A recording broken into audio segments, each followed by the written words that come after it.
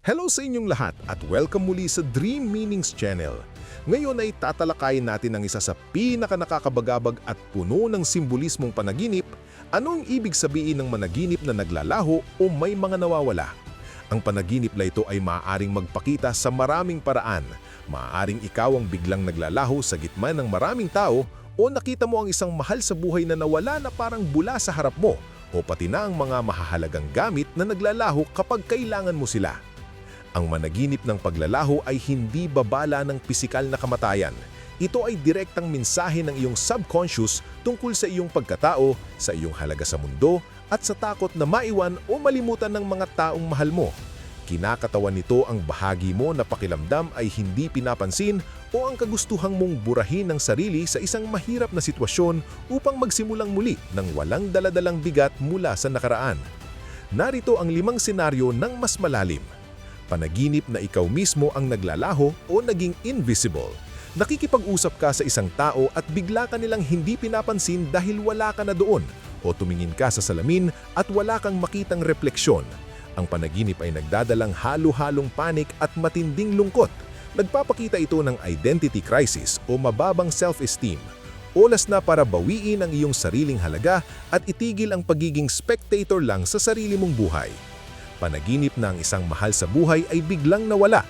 Naglalakad ka kasama ang iyong partner o anak at paglingon mo, wala na sila.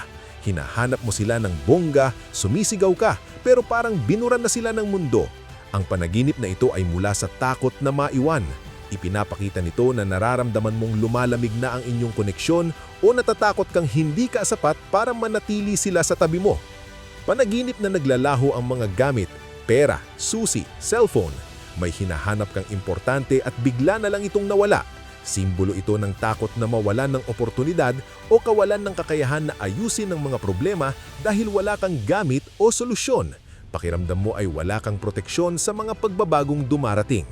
Panaginip ng mass disappearance, walang tao sa mundo. Bigla kang nag-iisa sa isang malaking lungsod. Lahat ay naglalaho. Ang katahimikan ay nakakatakot. Kinakatawan nito ang pakiramdam ng isolation o takot na ikaw lang ang nagbabago sa iyong paligid. Isa itong transition dream tungo sa pagiging independent. Panaginip na kusa kang naglalaho para tumakas. Sa panaginip, pinili mong maglaho para walang makahanap sa iyo. Nakaramdam ka ng matinding ginhawa. Senyas ito ng burnout. Sobra ang pressure sa buhay mo, trabaho, utang, kaya ang tanging solusyon ng isip mo ay ang maglaho para makapagpahina. Tanungin ang sarili, saang bahagi ng buhay ko ako pakiramdam ay invisible? Kanino ako natatakot na mawala?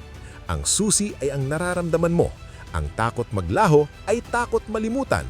Ang kagustuhang maglaho ay uhaw sa kalayaan. Mag-comment sa ibaba, i-like at mag-subscribe.